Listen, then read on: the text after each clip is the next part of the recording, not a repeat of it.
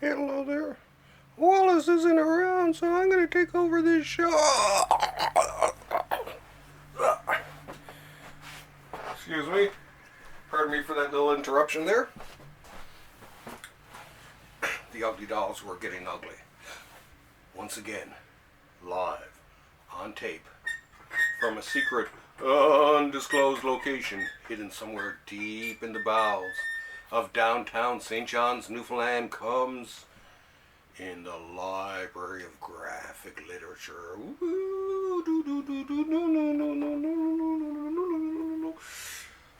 Hey folks, how's everything going?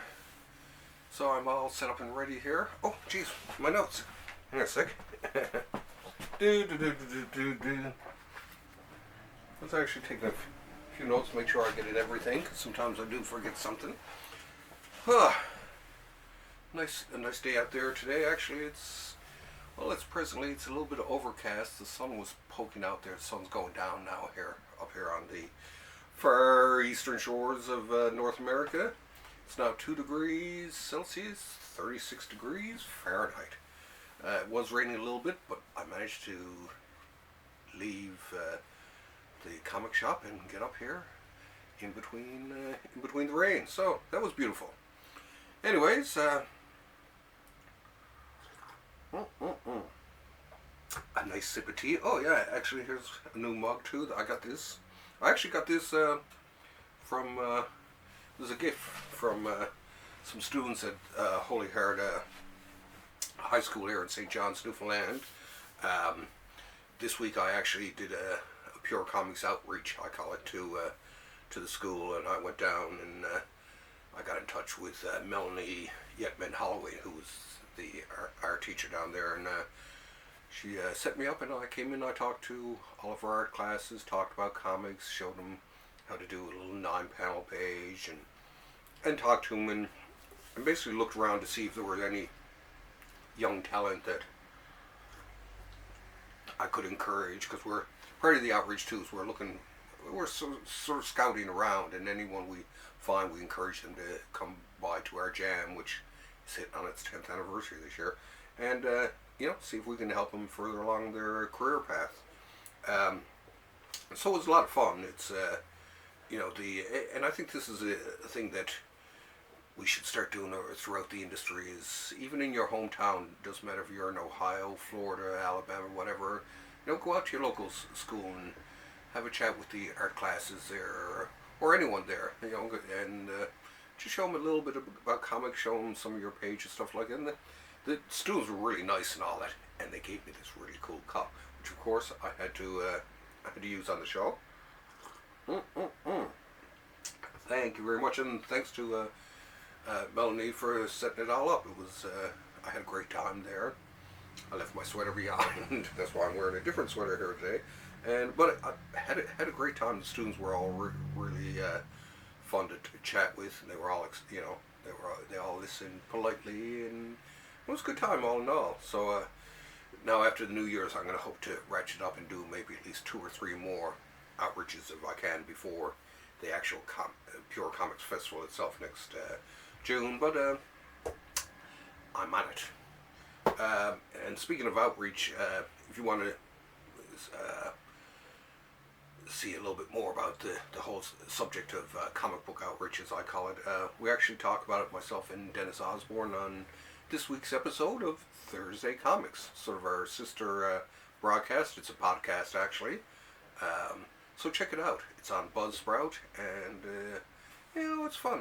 We basically chat about different comic book subjects every 2 weeks, and we may eventually get up to weekly or something like that. But it's great. It's a great way to really chat about a lot of the issues about our industry and all that, because we talk about basically sort of getting together and helping each other out a bit more, and we're also actually even looking for suggestions. We even set it out, and I set it out to anyone who's watching this show. If you in the comment section below, if you have some ideas how to help grow comic books even more, feel free to suggest it. We're taking all suggestions.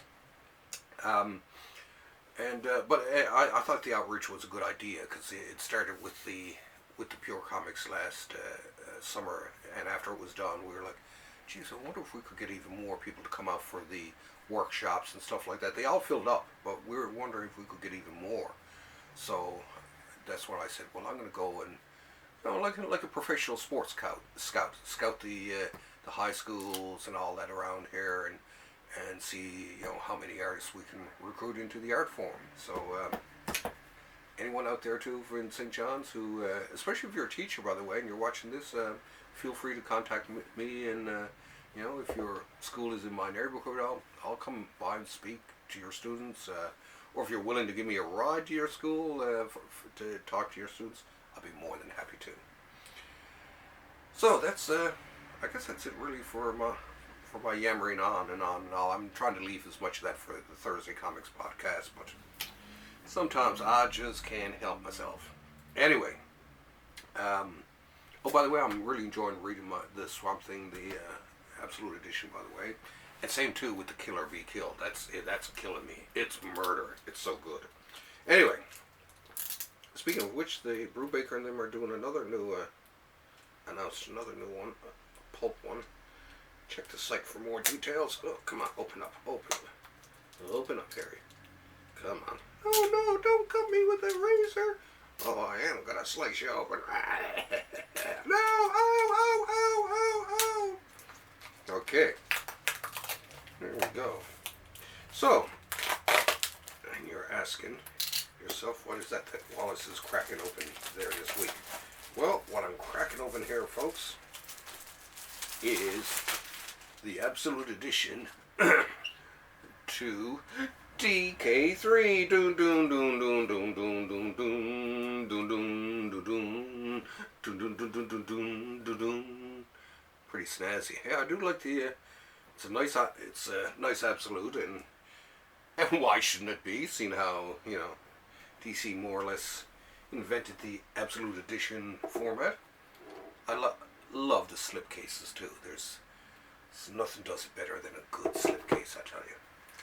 And oh, there we go. Very nice drawing. I have read this series too, so I actually enjoyed it. It's in my mind it is better than the second one. It's not as good as the first one, but it's still very good. I think teaming Miller with Azzarello and the folks was a smart idea. So fans of Miller or Azzarello will probably like this book.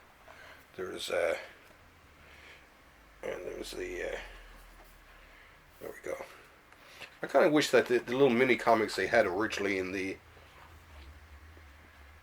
when they were first published, I kind of wish they had done like a tiny set of the little comics separately. But still, this is really cool.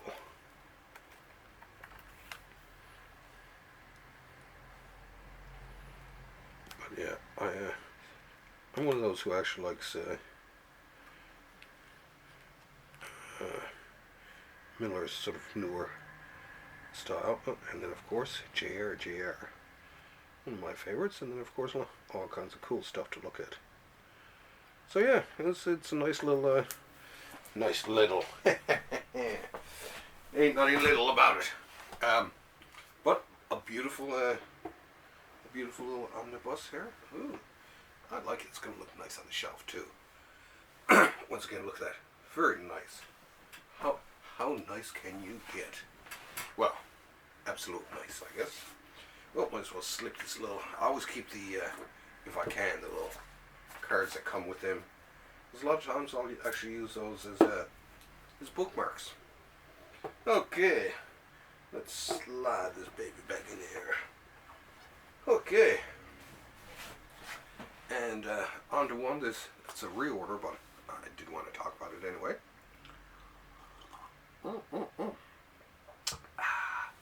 Nothing like a bit of tea. That's Twining's Earl Grey tea, by the way, today. Now, what this is actually one of my favorite artists. It's a collection of a lot of his stuff. even just flipping through it here, it's just like, oh, I can't wait to get at this. Anyway, this is Brain Bats of Venus. Love the title here. The Life and Comics of Basil Wolverton, Volume 2. I have Volume 1 somewhere there anyway. Yeah, I can see it here and there. Anyway, I first came across, like a lot of people actually, especially anyone growing up in the 70s, I first came across Wolverton on the covers of Plop. Actually, I wonder if I even have an issue of Plop. That was based, oh, here we go. Right, ready here. Here we go. There, actually, there's a Basil Wolverton there. But yeah, he did the front covers for. Oh, I got a couple of it there anyway. He did these. Oh no, that's a wood one actually. Well, actually, there. I think the rest of those are wood. But anyway, so I mean, as a kid, well, I was a big DC kid, so when I seen Plop, it was. Geez, I think I'll check this out. That's number 3. But yeah, anyway, so Plop magazine, when it came out, it actually had some sort of cool art in it anyway. But the covers had these really weird looking characters, sort of similar to this. These really, really super bizarre characters on the cover. It was like something you'd see out of a Demented Mad magazine gone insane. They were really weird. So weird, I kind of just had to buy them.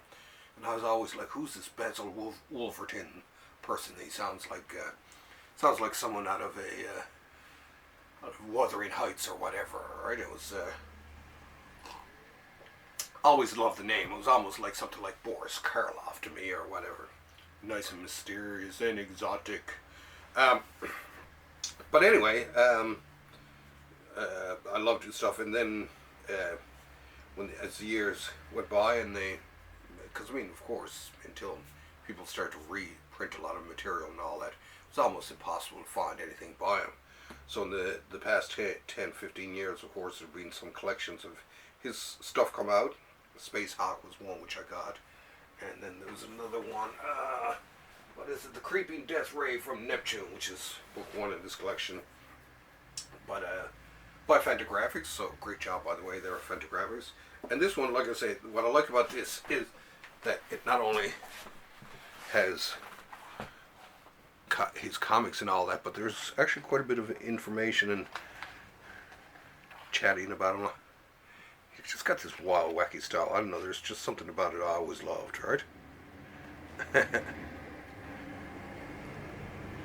He always had weird characters. They had a sort of a tension to them, even though they were quite funny and all that. There's an underlying tension there, Space Hawk.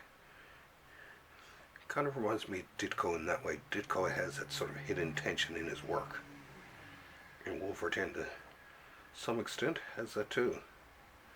But yeah, it was just something so cool about his stuff. Sort of cartoony, done in a good cartoony way, right?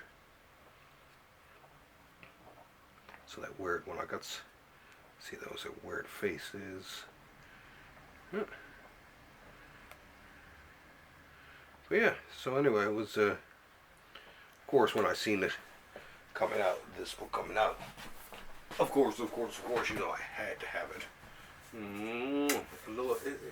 So, I mean, books like that, even though a lot of this stuff I haven't seen before, that it does remind me of my carefree youth days.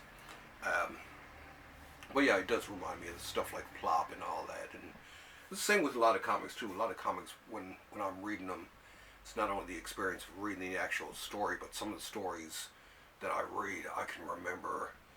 I mean, it's like I can remember where I was, either when I bought the comic or I can remember sitting somewhere reading the comic. Some comics I can even remember the weather that night. I can remember one night in particular going to buy a Legion of Superheroes just down the street from us. And it was kind of a rainy night, kind of like tonight, and but a little bit darker out.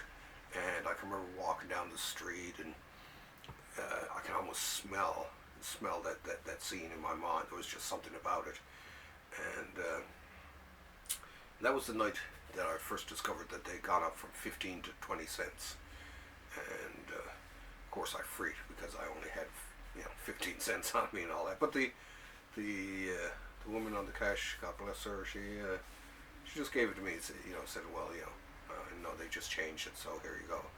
I guess I must have just looked so distraught over the whole thing, and I kind of was. But yeah, that's so comics. A lot of times, it goes deeper. It's the whole experience to me.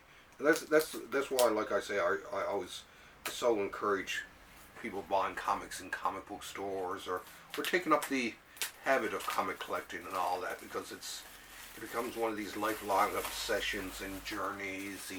You have adventures going looking for comics. You meet all kinds of people, both nice people and some really slimy people. Especially in the collecting market, you get all kinds of people.